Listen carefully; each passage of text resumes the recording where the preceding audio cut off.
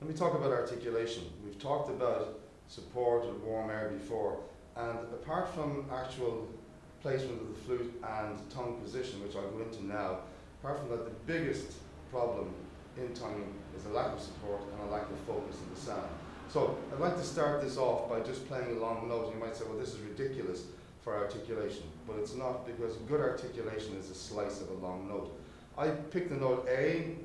It's not quite random. I find the note A quite easy, and even for further ease, I open the G sharp key with the little finger. Not essential, but what is essential is that we get a very clear focused sound. Of course, you can start again by goldfishing.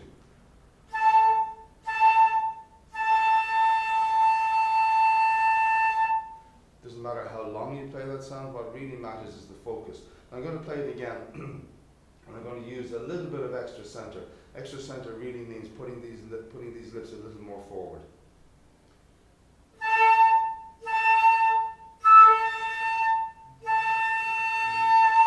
Now that's a little bit brighter sound than I normally use. It's a little bit over-focused, but I think this is what we need for articulation. The next big problem with articulation, it's easy solved, is actual where the tongue strikes. We're never careful enough about that. And while there might have been different styles, generally nowadays it's accepted that forward tonguing is the main way of doing it. This forward tonguing is, if this is your front teeth, is that the tongue strikes really there at the bottom of the front teeth, not up at the gum line, so almost like saying the word there. And also a very good tonguing exercise is actually to stick your tongue out at someone.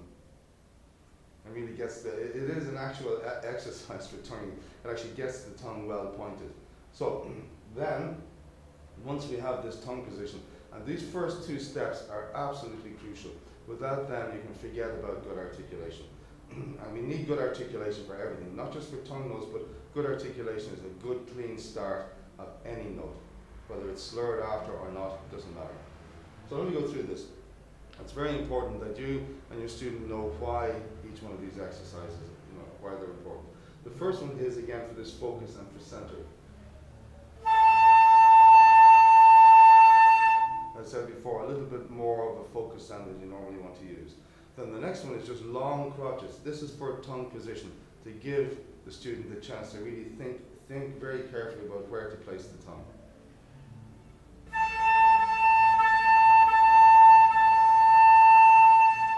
And you will begin to notice as I do these exercises that I finish them with a long note. This is very important because we must keep, above all, the support going. But if you notice a dip in pitch throughout the exercise, throughout the A or whatever, or if the long A comes in again at a lower pitch, it means that support has dropped off. So if you hear this,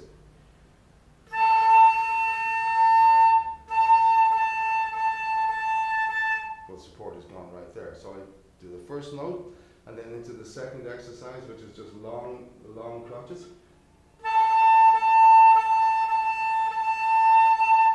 Then I go into quavers. This is to get the return of the tongue very clean. So the length of the note is dictated by how quick the tongue comes back, not the fact that it hits hard. In fact, the tongue should be used as a valve, not as a percussion instrument. So we have, again, back to the long note. Always go back to the long note.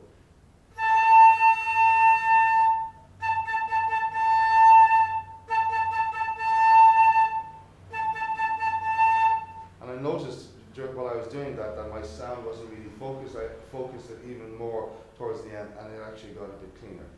Now, the last exercise is really speed. And when I say speed, I say it very carefully. We mustn't sacrifice quality just for the sake of speed. But this is a little exercise using double dowdall notes. Again, starting with a long note.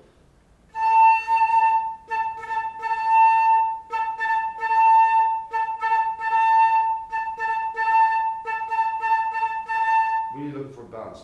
But speed is not important. Eventually, another time we can talk about double tonguing. Flute players are lucky, we don't have to single tongue very fast.